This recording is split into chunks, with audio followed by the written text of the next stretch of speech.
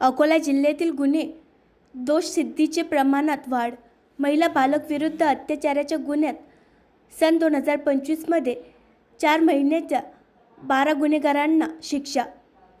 अकोला जिल्हा पोलीस दलातर्फे महिलांविरुद्ध घडत असलेल्या गुन्ह्यात सन 2025मध्ये महिलांवरील बलात्कार, विनयभंग तसेच बालकांवरील अत्याचार अशा प्रकारच्या घडलेल्या गुन्ह्यात पीडितांना न्याय मिळवून देण्याच्या उद्देशाने माहे जानेवारी ते एप्रिल या 4 महिन्यात एकूण 12 गुन्ह्यात गुन्हेगारांना शिक्षा झाल्या आहे. त्याचप्रमाणे भारतीय न्यायसंहिता कलम 74 प्रमाणे महिलांविरुद्ध दाखल गुन्ह्यात पोलीस अधीक्षक श्री बच्चन सिंग यांच्या मार्गदर्शनात 9 गुन्ह्यांमध्ये जलद गतीने 7 दिवसात गुन्ह्यातील सर्व आरोपितांना अटक करण्यात येऊन गुन्ह्याचा तपास पूर्ण करून दोषारोपपत्र माननीय न्यायालयात दाखल करण्यात आले आहे. तसेच माननीय न्यायालयासोबत समन्वय साधून दाखल गुन्ह्यामध्ये अतिजलद खटला चालवण्यासाठी पाठपुरावा करण्यात येत आहे. प्रत्येक दाखल गुन्ह्यात गांभीर्यपूर्वक पाठपुरावा करून आरोपितांना अटक करणे, त्यांच्या विरुद्ध प्रतिबंधक कारवाई करणे व शिक्षा होईपर्यंत पाठपुरावा करण्यात येत आहे.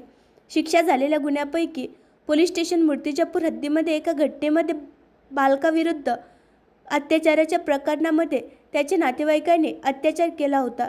सदर प्रकरणामध्ये पोलिसांनी चांगल्या प्रकारे तपास करून योग्य साक्षी व पुराव्याच्या आधारावर माननीय न्यायालये आरोपीस 20 वर्षाची सक्त मजुरीची शिक्षा दिली आहे. त्याचप्रमाणे पोलीस स्टेशन बार्शीटाकळी येथील शाळेतील विद्यार्थ्यांनी पीडितांसोबत केलेल्या गैरकृत्याबाबत पोलिसांकडे तक्रार प्राप्त होताच वेगाने तपास करून दोषारोपपत्र तथा साक्षी पुरावे योग्य प्रकारे नोंदवून सदर बहुचर्चित गुन्ह्यात आरोपी शिक्षकांना 6 वर्ष शिक्षा झाली आहे. या व्यतिरिक्त इतर महिला विद्यार्थिनी व बालकावरील विनयभंग प्रकरणामधील एकूण 10 आरोपितांना पोलिसांच्या योग्य तपास पद्धतीमुळे 1 ते 3 वर्षापोवेतो शिक्षा झालेल्या आहे. अकोला जिल्हा पोलिसांकडून महिला विद्यार्थी व बालकावरील अत्याचाराच्या गुन्ह्यामध्ये पोलीस अधीक्षक श्री बच्चन सिंग यांनी विशेष लक्ष केंद्रित करून गुन्ह्याचे तपास अधिकारी यांना योग्य मार्गदर्शन केले आहे.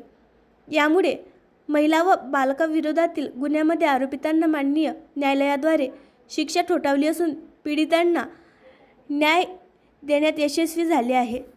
आणखी नवीन व्हिडिओ पाहण्यासाठी आमच्या देशमुख एक्सप्रेस न्यूज चॅनलला सबस्क्राईब करा, लाईक करा आणि शेअर करा.